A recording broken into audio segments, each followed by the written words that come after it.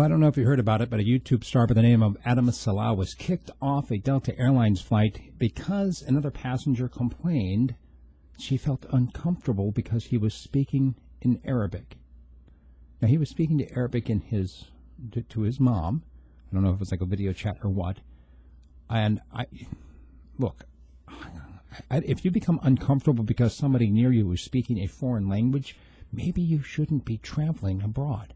Just an idea. This was a flight, by the way, from Heathrow to the United States.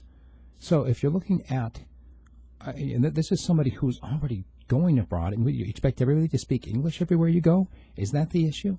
Is it because it was Arabic? Did you even recognize it as Arabic? Was it just, I can't understand that gibberish? That person needs to get off the plane. If you're so uncomfortable, don't travel.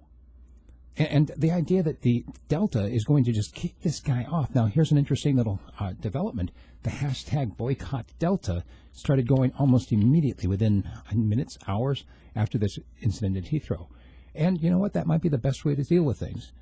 If an airline is going to kick somebody off their flight simply for speaking another language, there was no threat made. Apparently, there was no kind of incident other than the fact that this other lady complained about this guy, and they came in, they took him off the plane.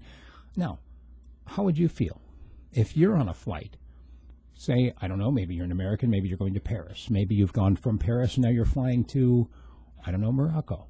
And you're speaking in English to the person sitting next to you, or maybe you've called your mom. Hey, yeah, we're on the flight. We're about to go down there to Casablanca. And somebody next to you feels uncomfortable because you're speaking a foreign language. How would you feel if you got kicked off that flight? How would you feel if, because you speak English, you're not allowed into certain places?